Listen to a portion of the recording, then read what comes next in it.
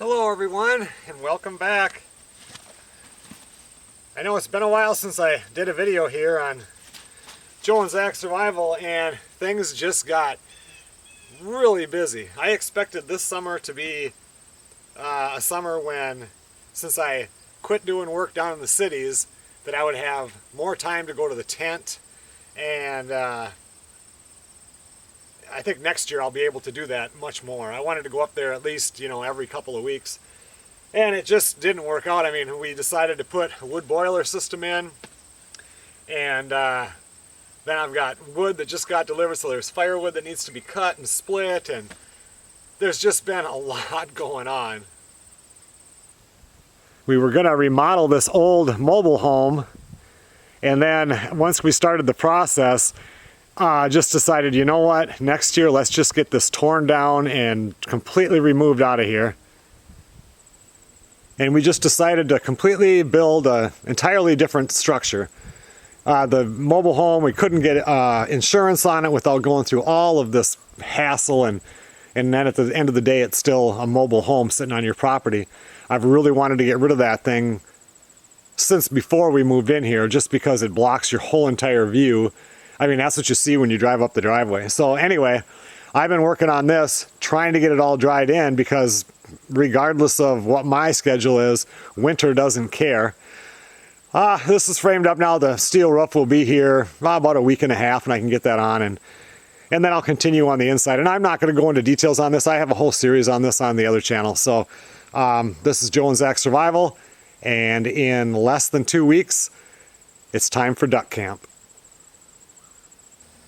In all the previous years up at duck camp, I guess the one year I used my fish house for a tent, but I always use it's a Bighorn 2 tent, and it leaks so bad now because that thing has got to be, I bet you it's 20 years old.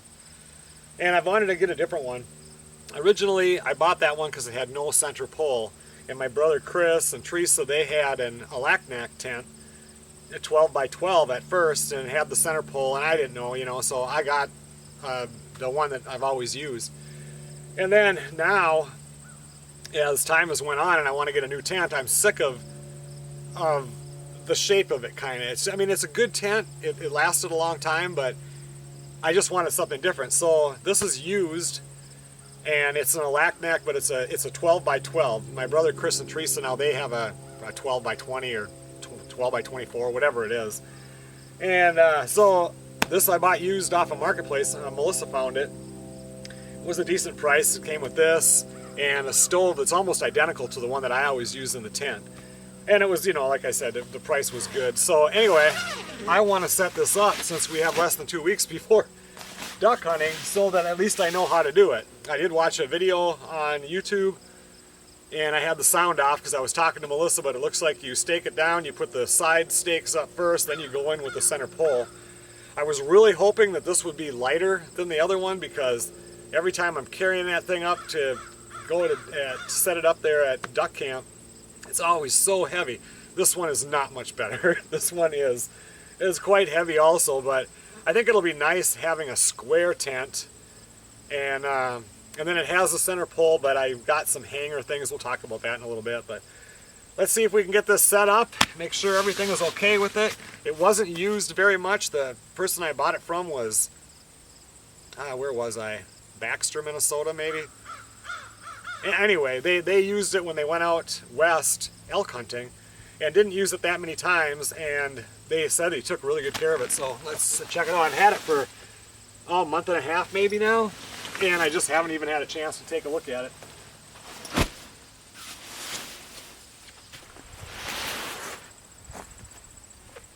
Might have to watch the clips in this video so I remember how to fold it up so it fits in that bag.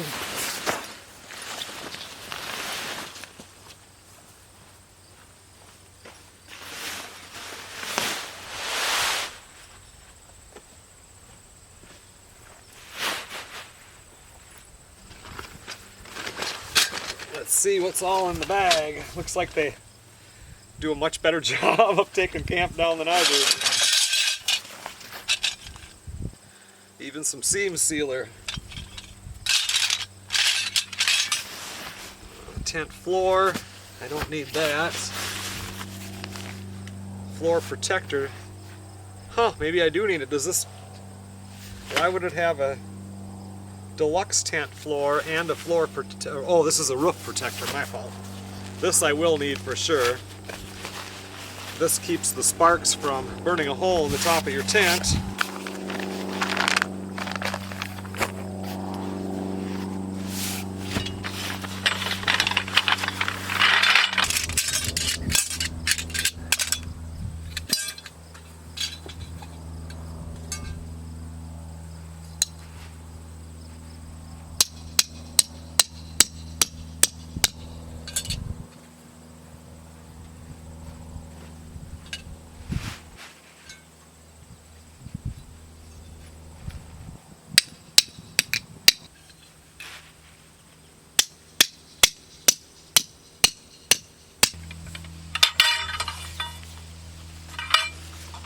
One thing that's going to be nice that was not good with the Bighorn series is that it had the poles that, you know, went up, over, and down, and then they had the metal in the middle that had springs to hook them together. Well, after so many years, those springs start to break in there or get stretched out and don't work, and it was such a pain now trying to put them together and keep them together until you got it tipped up. There was just a couple things about that tent, setting it up wise, that was not as user-friendly as it could have been. This one has one too, see, for the center one. Why didn't they just leave it in 3 pieces? And, you know, it wouldn't have been that big of a deal. And maybe, looks like they have a welded piece on the bottom here. I'm wondering if maybe that happened and they had to do this to keep it together. I'm not sure.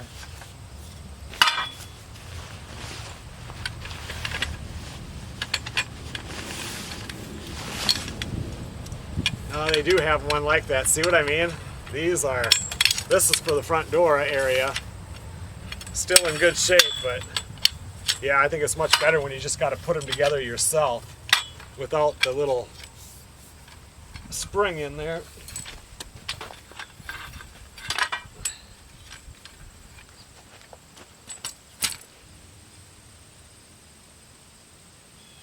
So I have 10 poles.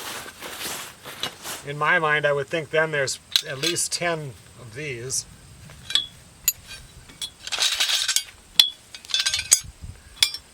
Yes, there's 10 of those. Probably 2 for the front. This one, I don't know what this big white one is for. Maybe the back? I have no clue. We'll see if we can't figure it out.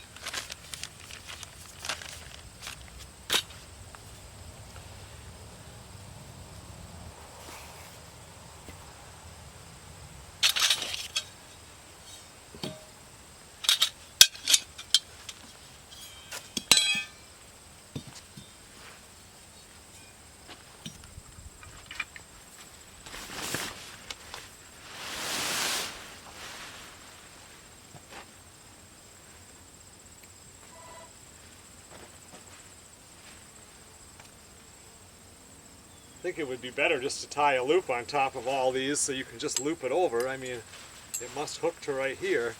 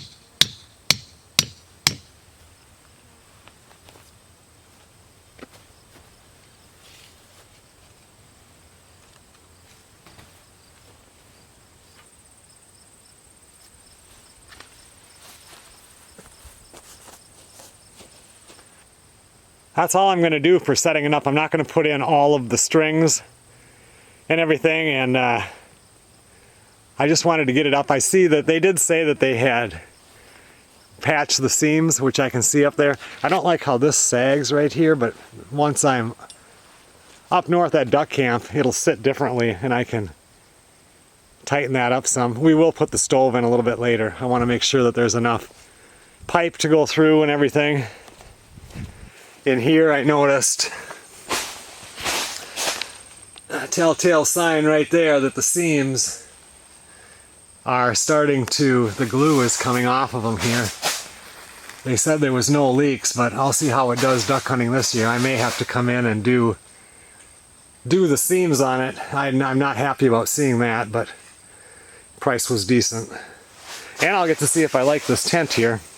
I like how it has the higher sidewalls, and when I put the tent stove in here, it'll go straight up. The other one, it kind of went right through the sidewall because it came up like this, and I was always kind of scared about that, even though there was never any trouble. This one here will go straight up, but you can see how this sits at an angle.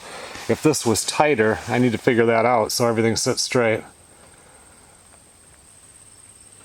I like this layout though with the square sides. Like Sarah's cot can go over here, mine can either go here or in the back, and then that stove will sit right here. I think this will be nice.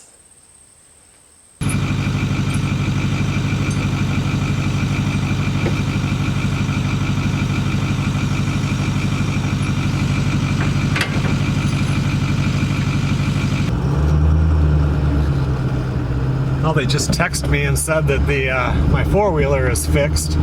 I've had that in for about 2.5, maybe 3 weeks.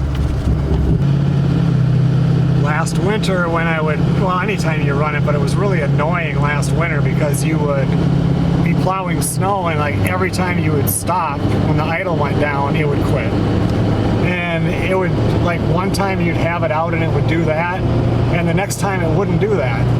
And it was just running really crappy. It was hard to start, and it has electronic, you know, the EFI, so it's not like you can pull the choke or anything. So this year, and then the cable, like I could pull out on the cable and then duct tape it, the throttle cable, so it would idle higher. So I bought the new cable for it, and then I looked up, you know, how to hook it up, and it sounded complicated, and I thought it was more than just the cable. And Zachary, he's been, you know, was really super busy. So anyway, I brought it in and they replaced the cable. I gave them the cable and they put that one in. He said that wasn't the problem, even though I know it was a partial problem because you could pull it out and push it in and you really shouldn't be able to do that. And there was a mouse nest in the box, which could have been there since I bought the machine, since we have no mice around our place at all with how many cats we have. I haven't seen a mouse dropping in 3 years.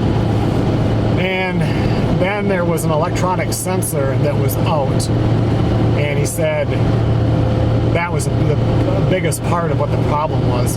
Anyway, it's done now. I needed it done before winter because with the wood boiler and stuff, instead of waiting for there to be 20 inches of snow that fell before I plow, I'm going to want to go out there sometimes during the snowstorm and push 5 inches out of the way and then go back out and push another 5 inches away.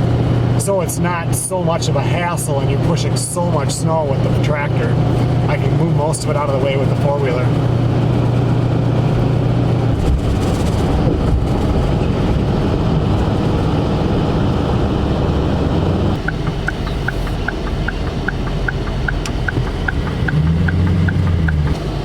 Well, I got it all loaded on the trailer. Headed back home.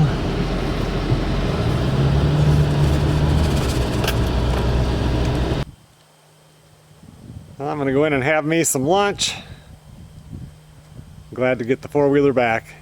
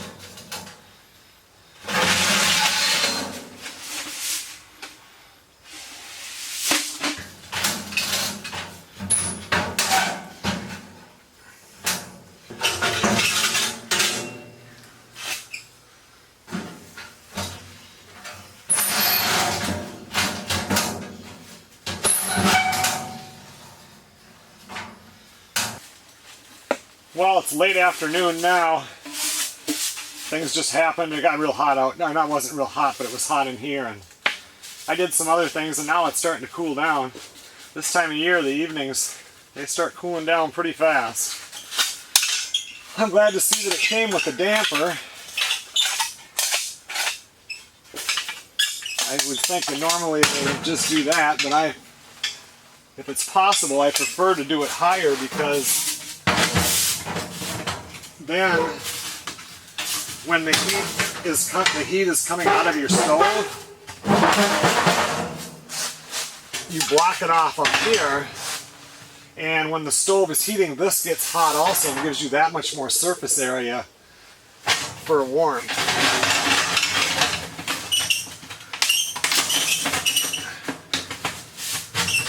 I would have put this on the other side. I always like it on the right side. I mean, I could put the seam out front, but that's okay. I don't think I'm going to be putting all these back into the stove. It's nice, but taking these apart and putting them back together every time after you use it, it's not my thing. And eventually, this is going to be weaker and weaker.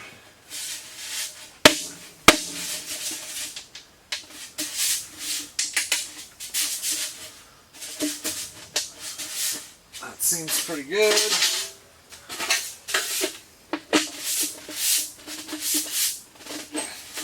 I mean, they don't even snap to get... Oh, there was a snap. That's good. If I don't hear the snap, it's kind of like, what the heck?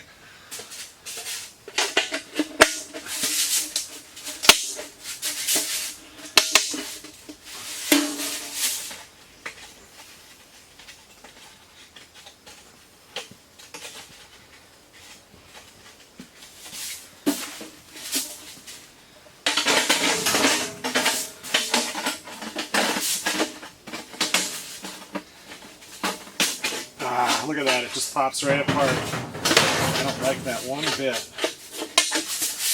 That happens when the stove is going, you're screwed.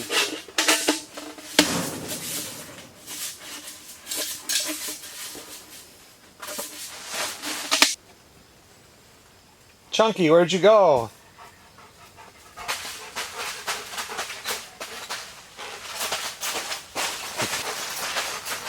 What is it, Chunky?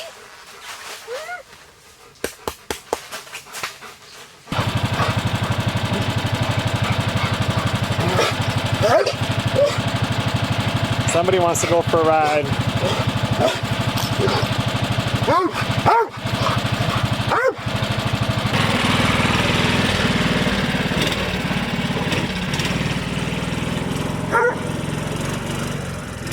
Chunky loves to run along with the buggy.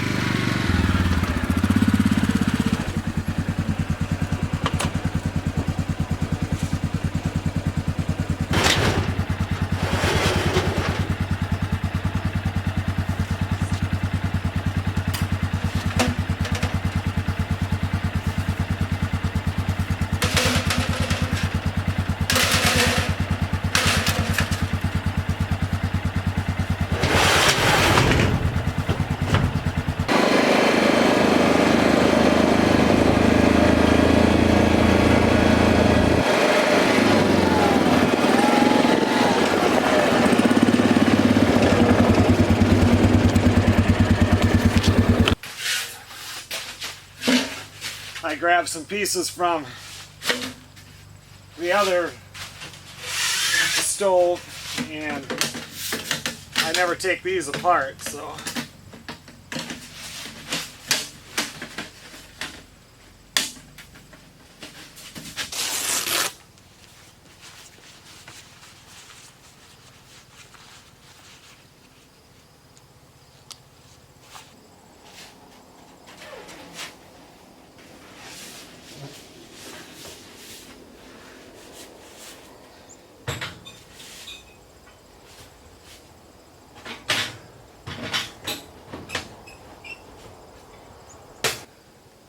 I think that amount of pipe is pretty good.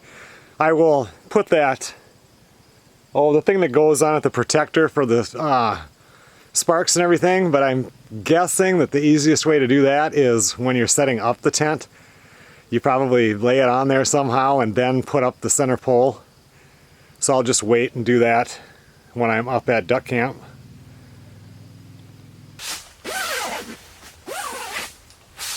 Well, I think this is going to work really nice. I do like the layout of it. I think it'll fit nicely in that spot where I put the tent when we're duck hunting. There are a couple of humpy areas in there, so it's not as flat as this, but I think we'll be able to fit it in there pretty nice. We'll put Sarah's cot right over here, her little tent cot thingy, so she has her privacy. And there's a more room because it doesn't curve around like this, because the other tent was 12 feet wide, but I think it was only 8 or 9 feet wide in the front. So her cot can go here. I'll set up my cot right here, just like in the other one, though the stove was back here and my cot would go here, so I'll set mine up right here. And that's going to take up under 3 feet, but let's just say 3 feet, and hers will be up there. I have room to, on this side, put in that one of them folding tables, you know, they're like, I don't know, 23 wide, and that can sit there. I remember when Chris and Teresa had theirs, the single 12 by 12, when they had the center pole, they actually had a round table that they made that would go around here. I suppose it had a couple of legs down or something. That was a long time ago. Now they've got the one that's twice as long as this with an entrance on both sides. And that, even this year, that's going to change because I guess Teresa isn't even going to go up because, you know, they always had, remember they had the 3 Chesapeakes. They had Triton, and originally they had just the first one, which was Cy. His real name was Poseidon.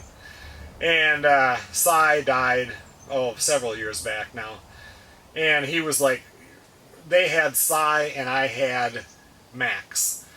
And then, you know, Max died, Cy died. I think Cy died after Max. I don't know. They were, you know, within a couple of years of each other. So then they got Triton. And after Triton, they wanted another one, so they got Hades. And then a couple of years ago, they got Kronos, I think is the dog's name. All Chesapeakes, real nice dogs. Anyway, Triton died about a month ago now. And for them, they have no kids. Their dogs are their kids. When we go down to my folks' for Christmas, their dogs are with them wherever they go.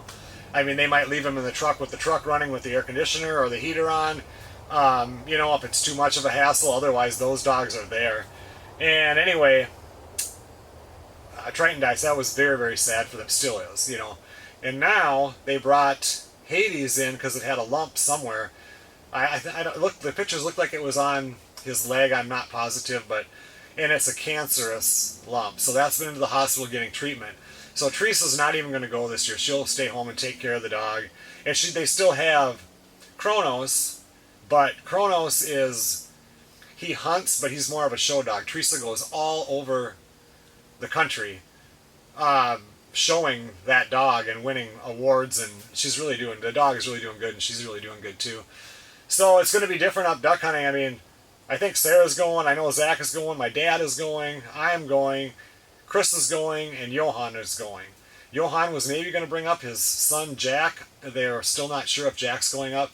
But Chris said he's going to just set up a small tent this year, and I don't know if it's going to be like a small pop type tent, you know, a little 1-person or 2-person, or if he still has the 12 by 12, because usually Johan will be in their tent, you know, also. So I don't know what's going on there, but it'll be different without Teresa because she's been up there forever. She keeps the fire going over on that side of the road in their camp. That's where we all sit and talk, and she's loud and talks a lot, so that's going to be missed. But you know what? Everybody goes through stuff, and stuff happens, and if you can make it up to duck camp, you make it. If not, there's always next year. You know, it's a happy place to be. You go there, you be yourself, be safe, and nobody cares.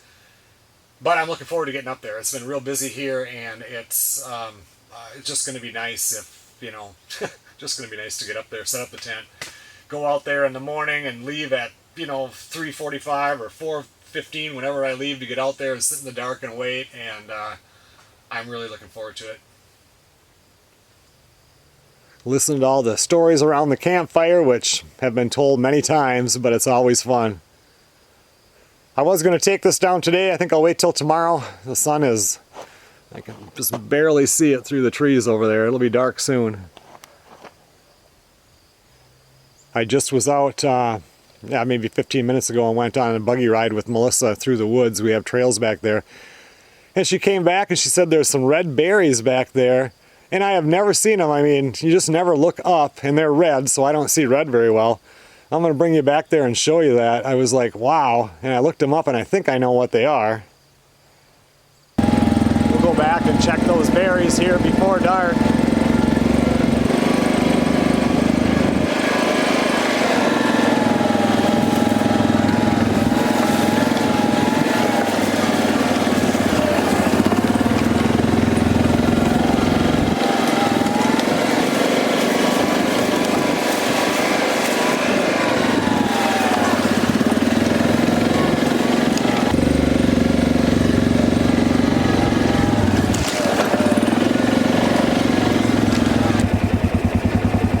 So this is the tree, and I think this will darken up as we go up, but we'll take a close look at them. I think they're mountainberry, or Green's mountainberry ash. You can see what those leaves look like. Pretty distinctive. And look at those berries. The lighting isn't going to be good.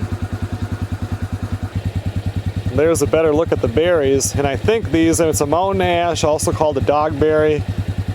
All kind of different mountain ash names for it, but I think that they call these rowan berries, and when I looked up online, they do make rowan berry jam and rowan berry jelly.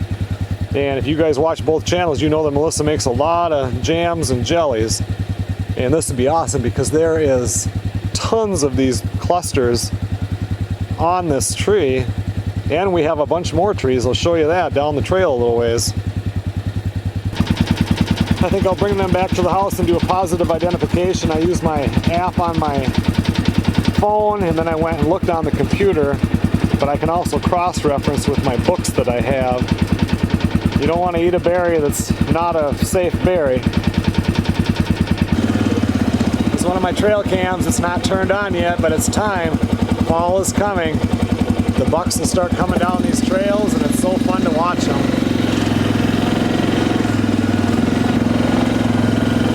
Coming up right here now, there's another tree with just a ton of them up there. Probably have to bring the forklift back here with the basket to get up to pick them. It's amazing. You never know what you're going to find. I mean, we're not even halfway through the property here. Same trail that I get a bunch of the maple sap from for syrup. I mean, it still goes way back there, so how many more of these trees are growing around here?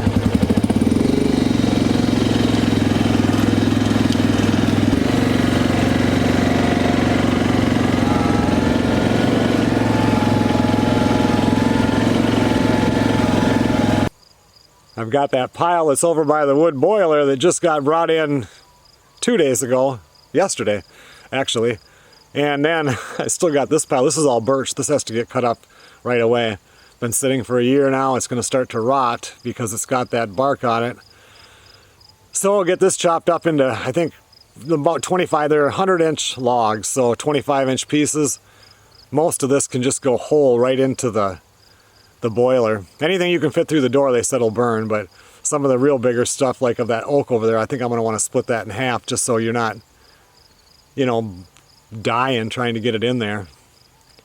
Yep, and get this stuff stacked up in the workshop and in the little area where I'm going to put it by the workshop.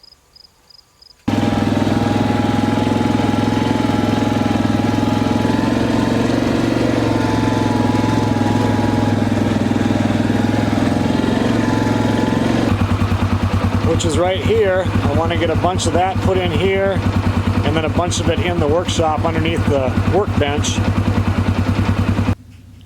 because even though we put the wood boiler in and brought an air handler in here, which would heat this workshop no problem, the nice thing about having the wood stove going is that, you know, like if I keep it 40 in here with the boiler, I mean, I can come out here and crank it up and it would heat up fast, but if you get this going, a lot of times when my dad's out here making projects, he likes to take and hang it, like you see he's got this here. He'll hang stuff or just put it up on that little shelf so it dries faster. He's not one to wait. So, and then also he likes to take and peel his diamond willow and just set it next to the stove. And then I'm not pulling, I mean, that's a big wood boiler. That thing will do 10,000 square feet, and we're not heating with the house, the workshop, the back part of the workshop, and the new guest house. We're still well under 10,000 square feet. So it would do it all, but you're, you know, the more you're heating, the more wood you're burning. And it's just, it is nice just having the old all-nighter wood stove going. It's just what the workshop has been for years. Without it, it wouldn't be the same. I also have this bundle of slab wood to cut up. I'm going to put some of that in here too. That stuff burns so hot, and it's nice for starting the fires. Over here, this stuff is all stuff that I did with my chainsaw mill a long time ago, and just some logs for projects. Waiting for winter.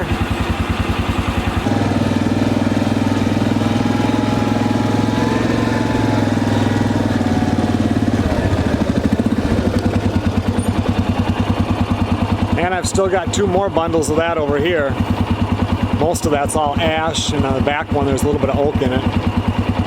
But I need that for doing the maple syrup in the spring. That stuff is great in the wood stove thing that I burn so that it can evaporate, my little homemade evaporator.